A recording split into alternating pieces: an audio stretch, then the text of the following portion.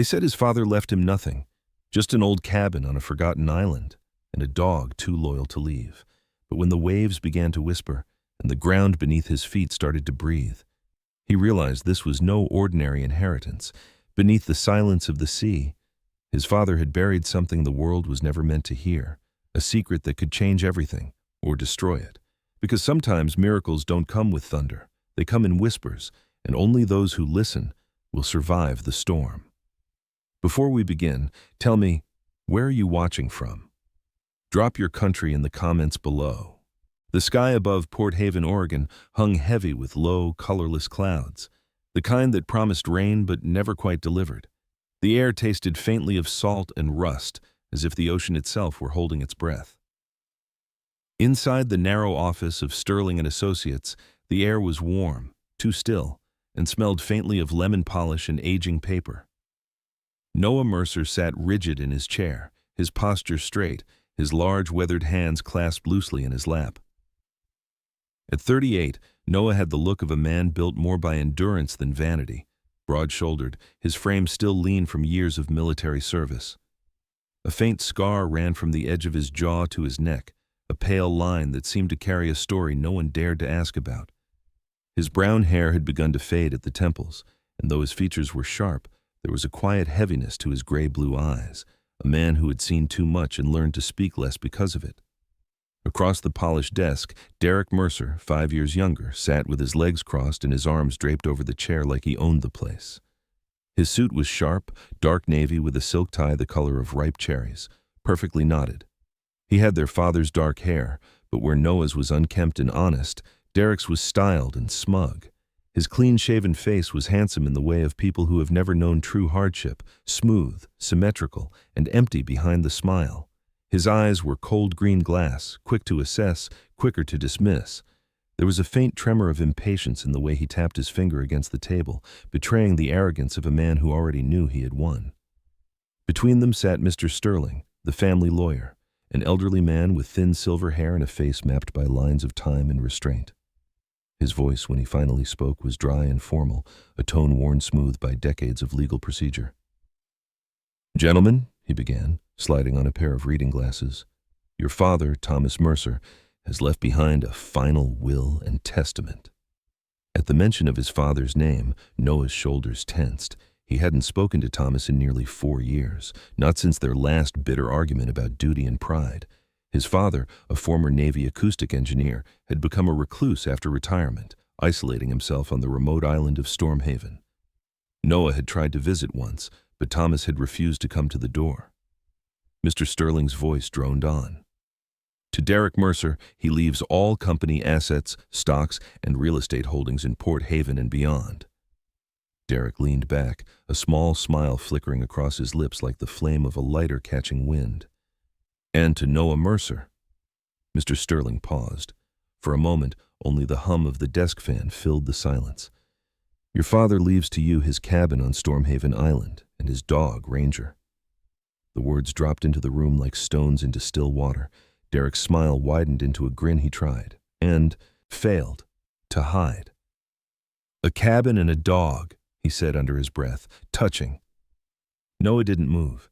He felt the heat rise behind his ribs, not anger exactly, but something denser, disbelief, confusion, the kind of hurt that doesn't find a voice. His father, who once taught him to rebuild engines and navigate by stars, had reduced his legacy to wood and fur? He turned to Mr. Sterling. "My father promised equal division. He wouldn't have changed that." The lawyer folded his hands. "There was a codicil added, a handwritten amendment, signed and notarized last month." Noah's jaw clenched. Thomas Mercer had suffered from tremors in his final year. He could barely sign his name without shaking. "He was ill," Noah said quietly. "He couldn't have written anything new." Mr. Sterling's expression remained impassive.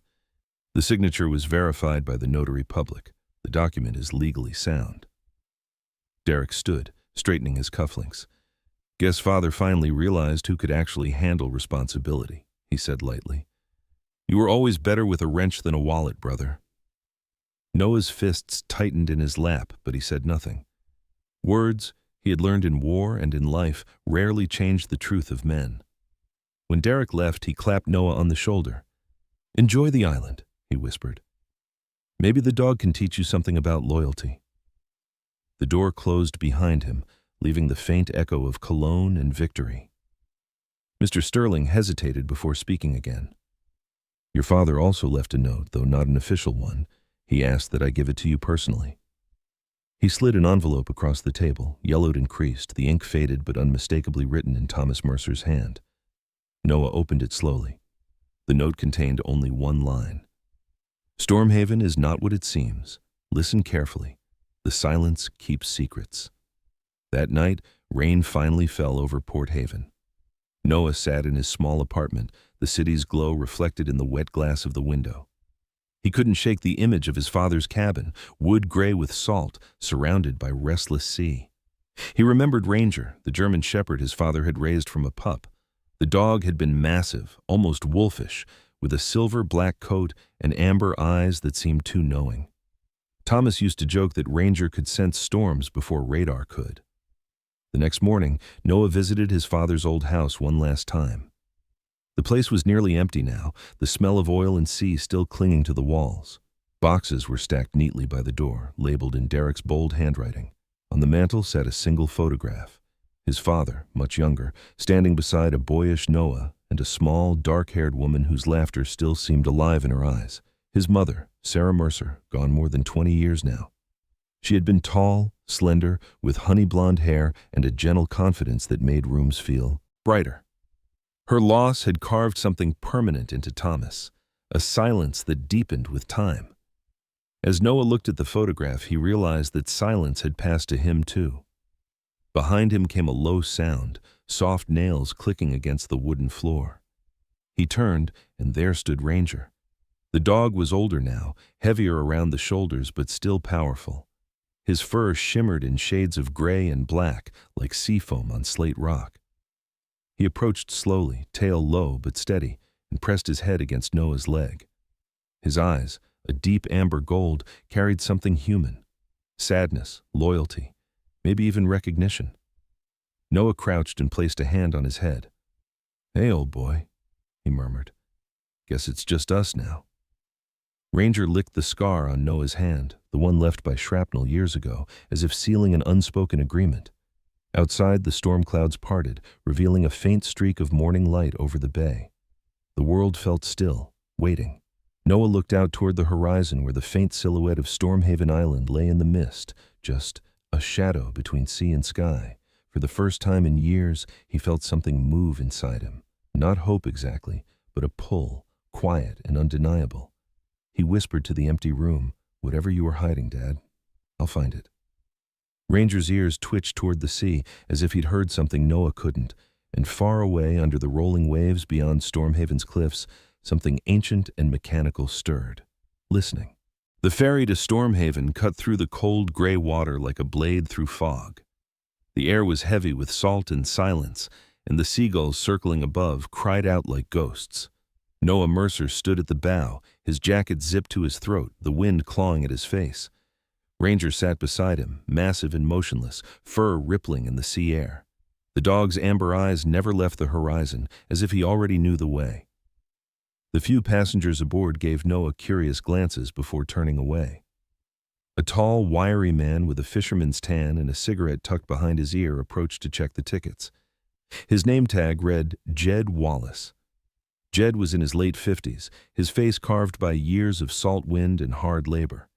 His skin was the color of wet driftwood, his beard gray and uneven, and his eyes a soft, stormy blue that spoke of quiet endurance.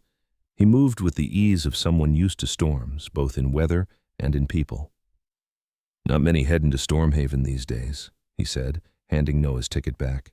"Place is quiet, too quiet for most." Noah gave a faint nod. "That's what I'm counting on." Jed studied him for a moment, gaze flicking to Ranger. "Big fella, shepherd, right? Haven't seen one that size in years."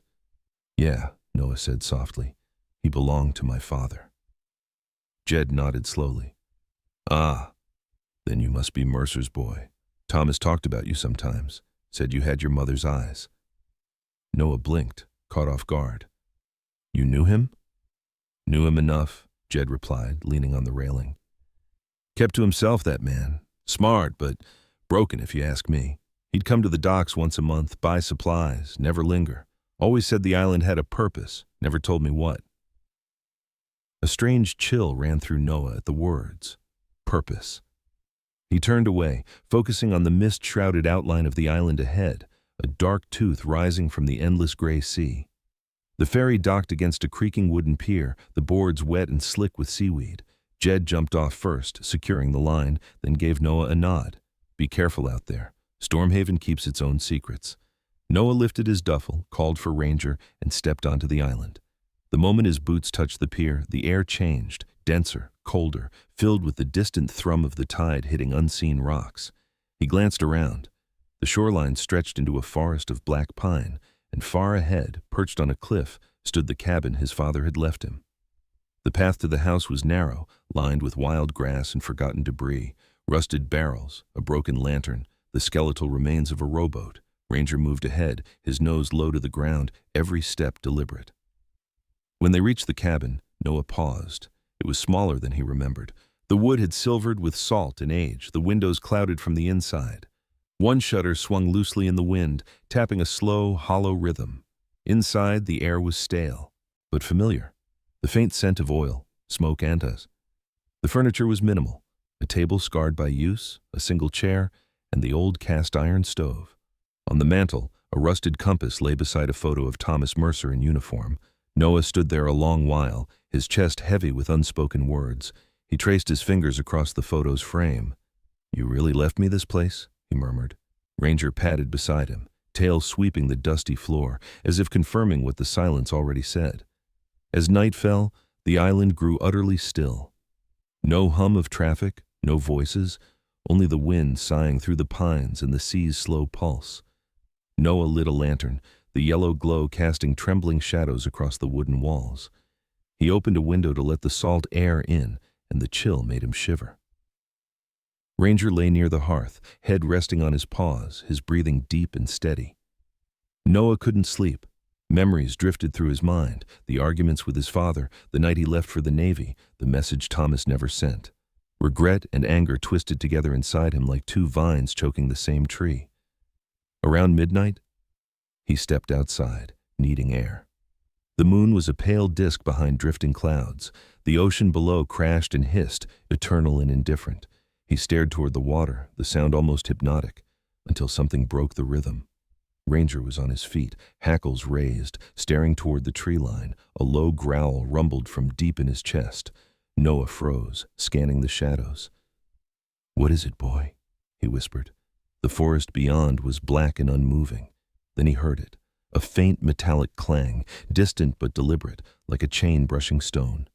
He grabbed the flashlight from his belt and shone it into the trees, nothing but darkness and mist. Ranger's growl faded to a soft whine, uneasy but obedient. "It's okay," Noah said, though he didn't believe it.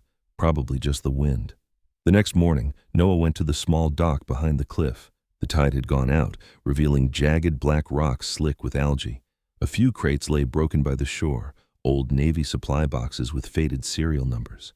He crouched, brushing away sand from one of the stenciled markings. U.S. Navy Hydra Acoustic Research Division. The letters sent a jolt through him. It was his father's old project. He straightened and scanned the coastline. A figure moved in the distance near the ridge, small, hunched, carrying something metallic. Noah squinted through the haze. The person turned briefly, revealing a flash of a dark hood and a lean, weathered face before disappearing behind the rocks. He wasn't alone here. Later that afternoon, while sorting through the cabin, Noah found a small journal hidden behind a loose plank in the wall. Inside were pages filled with his father's handwriting, diagrams of sound waves, sonar arrays, and cryptic notes. Resonance point beneath the hearth, maintain silence during calibration. Another line caught his eye. Ranger knows the path. He turned to the dog, who was lying by the stove, ears twitching as if he had been waiting for Noah to notice. "What path?" he muttered. Ranger lifted his head, amber eyes steady. Then without hesitation he stood and walked to the old stone hearth. He sniffed once, then scratched lightly at the base, exactly where the note had mentioned. Noah knelt, brushing away dust. Beneath the soot and years of grime, The stone surface bore faint carvings, lines intersecting like sound waves. He pressed one of the grooves experimentally, and a soft click echoed beneath his fingers. A cold draft seeped out from the cracks. Ranger barked once, sharp and urgent. Something moved beneath the floor, metal shifting, ancient hinges groaning. He froze. The cabin seemed to breathe around him. Noah whispered, "Dad, what the hell did you build down here?" The floor gave a faint tremor. Ranger whined softly, pressing closer to his side. The faint scent of iron filled the room, mingled with the whisper of rising air from below. Then, just as suddenly, the noise stopped. The floor was still again. Outside, the wind howled over the cliffs, carrying the distant echo of chains clattering against stone, the same sound he'd heard the night before. Noah stood there in silence, the lantern's flame flickering wildly. Beneath his boots he could feel it faintly, the steady hum of something alive, buried deep beneath Stormhaven. And in that moment he realized his father's legacy wasn't dead, it was waiting. The following morning broke cold and hollow, the light thin as ash. A storm had passed in the night, leaving behind slick stones and a restless wind that never stopped whispering.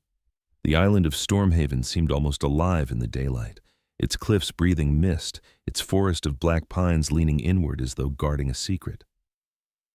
Noah Mercer stood outside the cabin, the salt wind cutting across his face. He hadn't slept. Every time he closed his eyes, he heard it. The sound beneath the floorboards, that slow, unnatural hum like metal remembering how to move.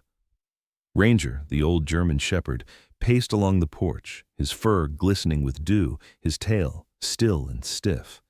He was more alert than usual, head tilting every few moments as if listening to something beyond human hearing. When Noah opened the door to step back inside, the dog was already there, nose pressed to the floor by the stone hearth. The memory of the previous night replayed sharply in Noah's mind. The hidden carvings, the faint click, the draft that had smelled of iron and edge. Now, in daylight, the markings were barely visible. He crouched beside Ranger, running his palm over the grooves. "You're sure, huh?" he murmured. Ranger looked up, amber eyes unwavering. Noah fetched a crowbar from the small tool shed behind the cabin. It was old and rusted, the kind of tool his father would have insisted could still do the job if you've got the right hands. He wedged the flat edge beneath one of the hearthstones and pushed down. For a moment, nothing happened. Then the stone shifted, just a fraction, but enough. A dry hiss escaped from below, followed by the faintest metallic click. Beneath the stone lay a square panel of reinforced steel with a recessed handle. Noah's pulse quickened. He hesitated, his fingers hovering above it. Every instinct screamed caution. But curiosity, stronger than fear, won. He pulled the handle. The panel lifted with a long, aching groan. Cold, dry air rose from the darkness beneath, and with it came a strange vibration that buzzed faintly in his bones. Ranger whined, tail flicking, his gaze fixed on the open hatch. Noah grabbed a flashlight and pointed it downward. A narrow metal staircase descended into shadow. The steps were covered in dust and salt, but beneath it all, everything looked deliberate. Not a basement, a construction. His father's work. He took a breath. "Stay close," he told the dog. They descended.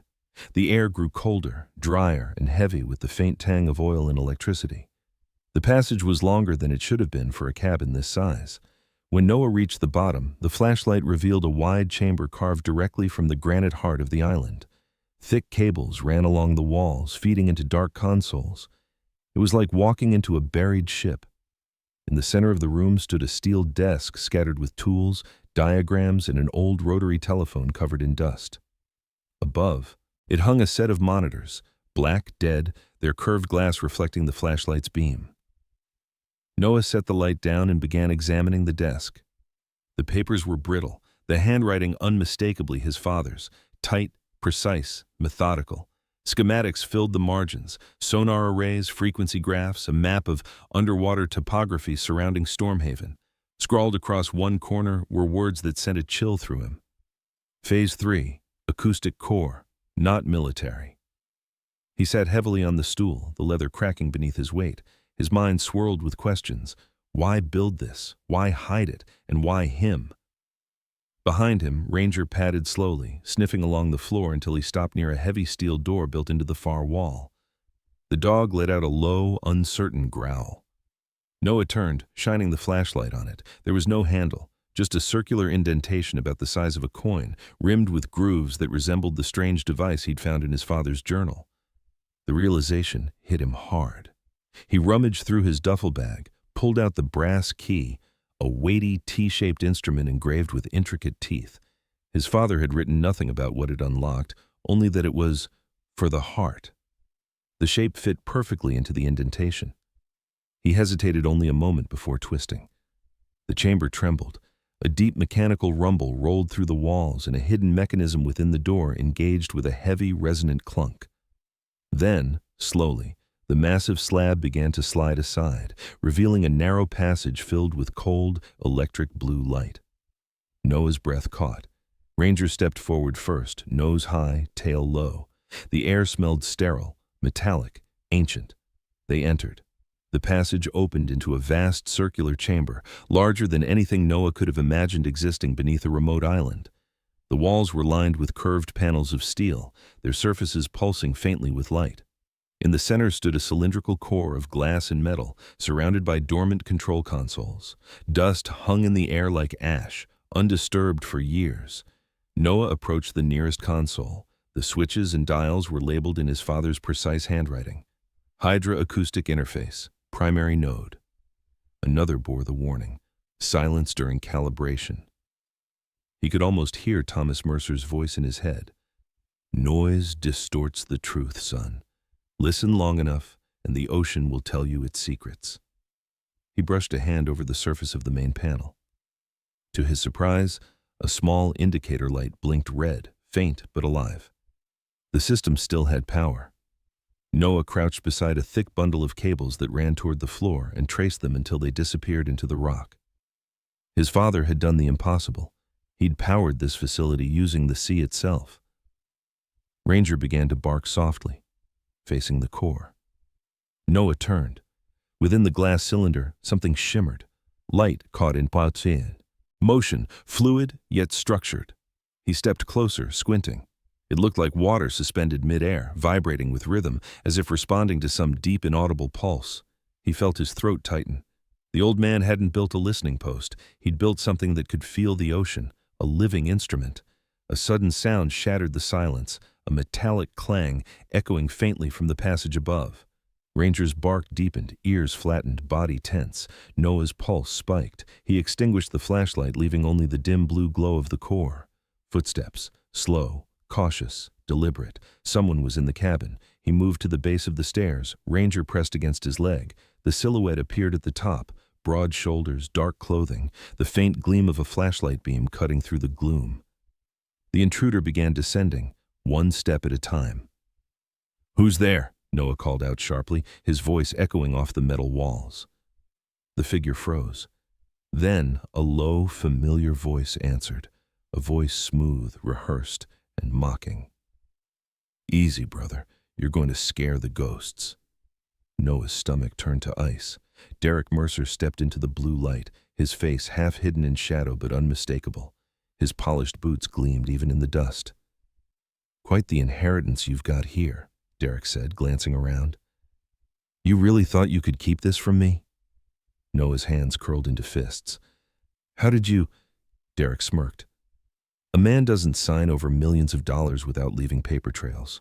And you? You've always been predictable." His eyes glinted with something darker than greed, resentment, old and festering. "Father hid everything down here, didn't he? You always were the favorite. Even now, he leaves you the secret while I get the scraps." Ranger snarled, lips curling back. Derek's smirk faltered for just a second. "Still got the mutt, I see." "Careful," Noah said quietly. "He remembers who he can trust." Derek's voice lowered.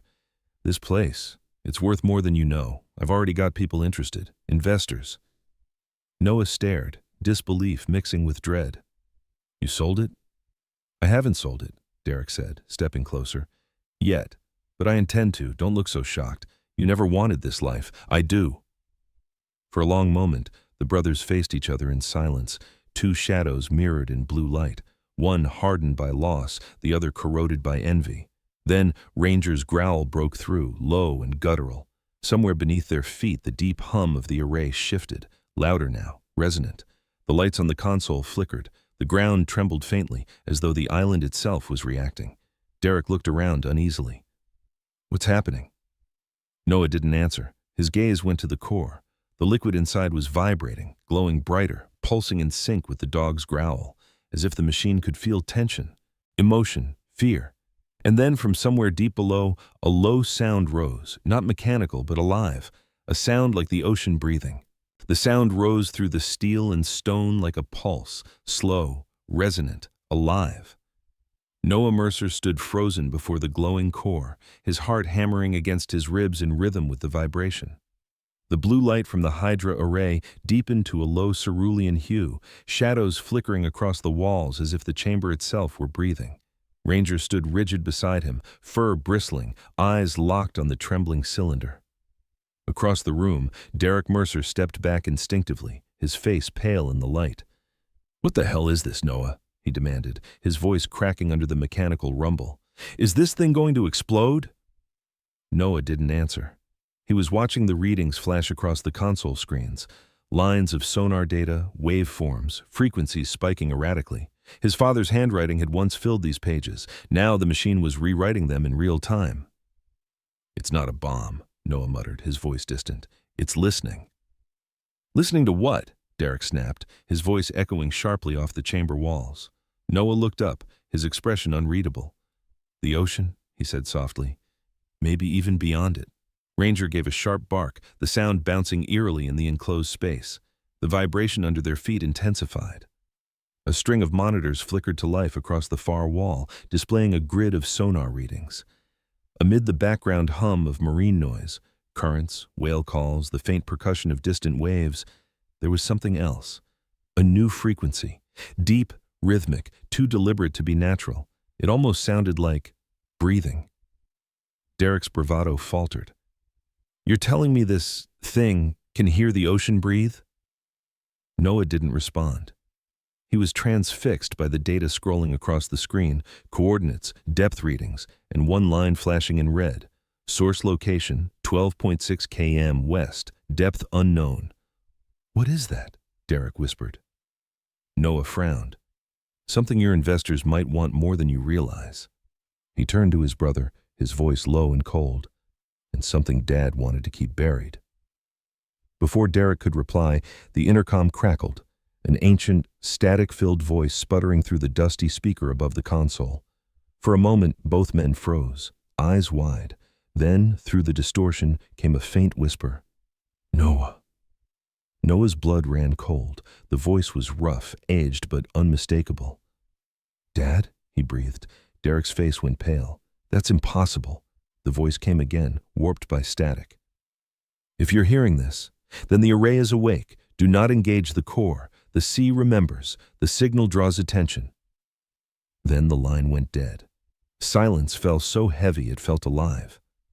Noah stepped closer to the console, trying to replay the transmission, but the controls had gone dark.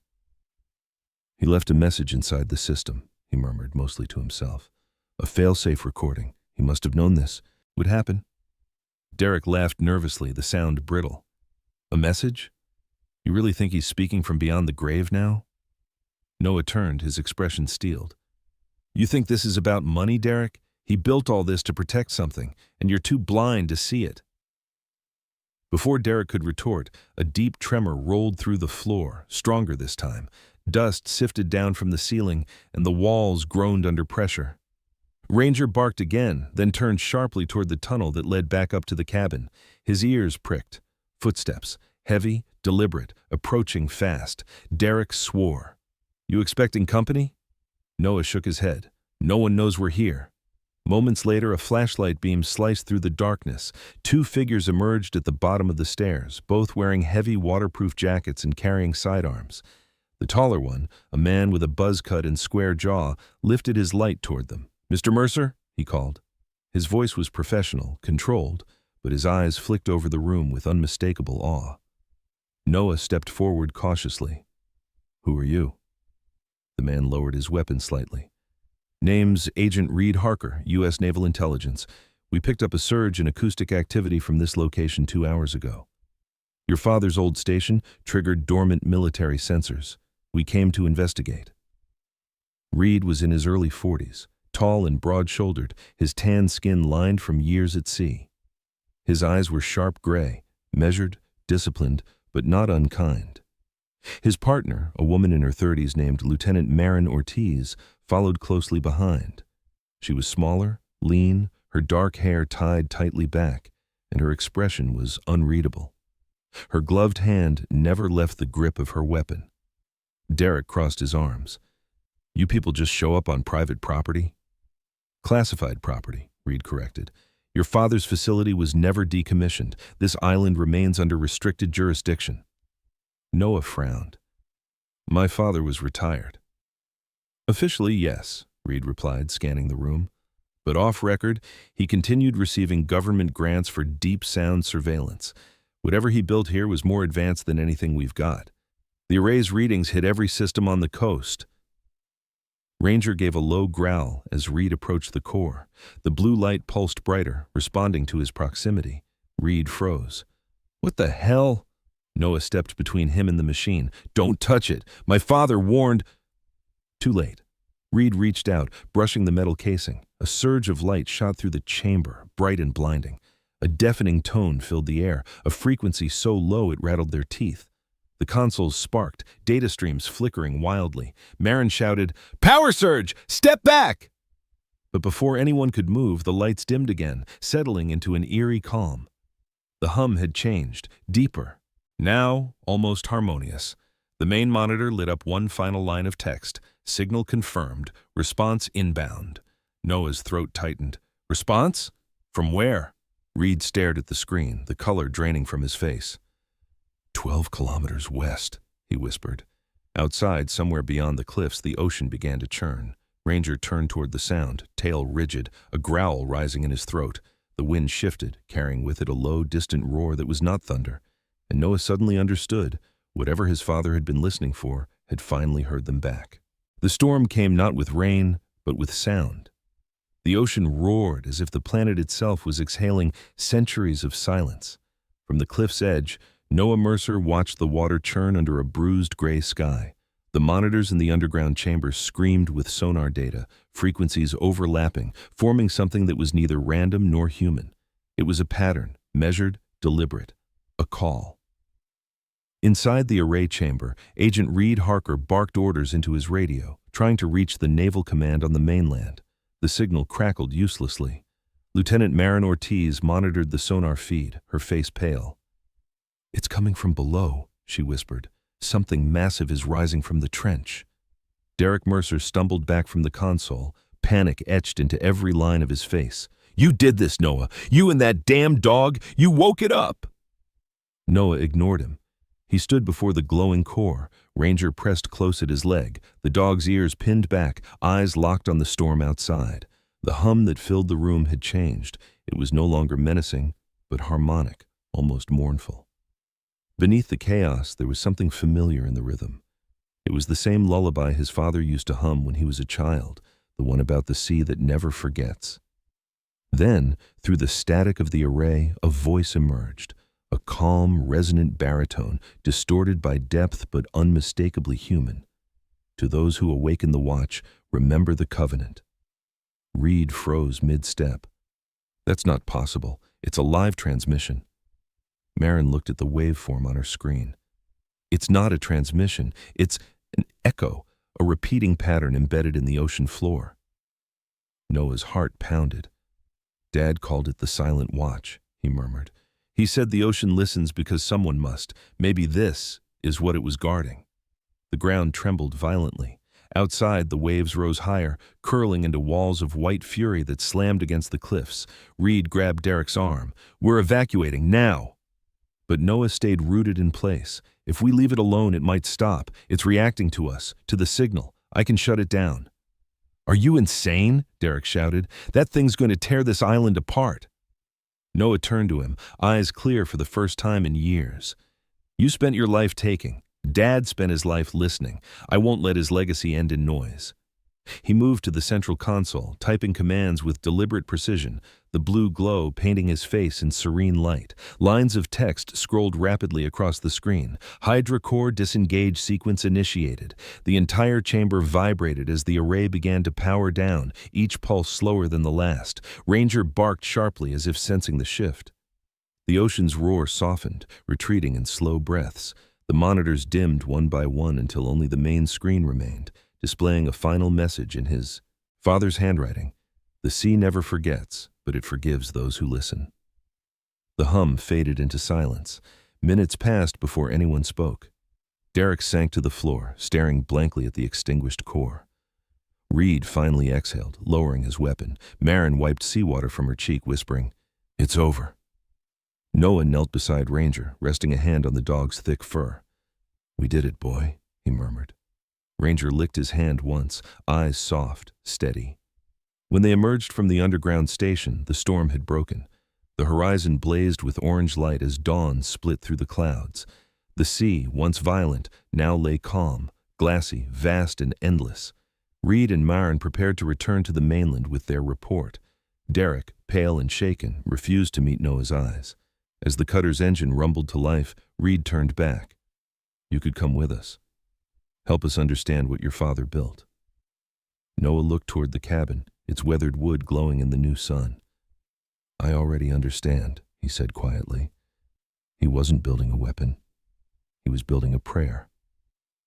Reed gave a slow nod, then left. Noah stood alone at the cliff's edge, Ranger sitting beside him, both staring at the endless water. The air smelled clean, reborn. Somewhere beneath them, the array slept again, its song absorbed back into the deep. He whispered to the wind, "The watch continues." Ranger raised his head and howled, long, low, and pure, a salute to the unseen depths. The sound carried across the ocean like a promise between worlds.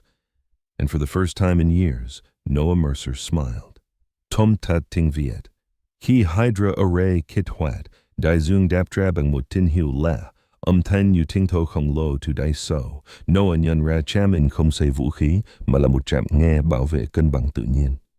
Trong lúc Derek hoảng loạn, Noah cùng Ranger liệu mình khởi động chuỗi ngắt mạch, đưa hệ thống trở lại giấc ngủ yên bình. Cơn bão tan, biển lặng, ánh bình minh phủ lên đảo. Noah hiểu ra, cha anh đã để lại không phải một bí mật, mà là một lời cầu nguyện, rằng đôi khi điều mạnh mẽ nhất không phải là hành động, mà là lắng nghe. Sometimes, miracles don't come with thunder or blinding light. Sometimes they whisper through the wind, the ocean, or the quiet heart of a man who chooses to listen instead of fight. Noah Mercer didn't find gold or glory beneath Stormhaven. He found grace. He found the truth his father had always believed, that even in the deepest silence, God still speaks, and those who listen with faith, patience, and love will hear him. The sea didn't punish them. It forgave. And in that forgiveness, Noah understood. God's miracles aren't always loud. They're often hidden in second chances, in loyal hearts like Rangers, and in the quiet courage to protect what was meant to be sacred. So if you're watching this right now, take a moment, breathe, be still, and listen. Maybe there's a storm haven in your own life, a place where you've buried your faith under pain or doubt. Maybe today God is asking you not to run, but to keep watch, because somewhere beneath the storm, His miracle is waiting. May God bless you and your family with peace, healing, and faith that never fades. If this story touched your heart, please leave a comment below and share what this message means to you. Click like to help this story reach others who need hope. Subscribe to Soulful Stories for more tales of faith, redemption, and quiet miracles. Because sometimes, the greatest miracle of all is simply learning to listen.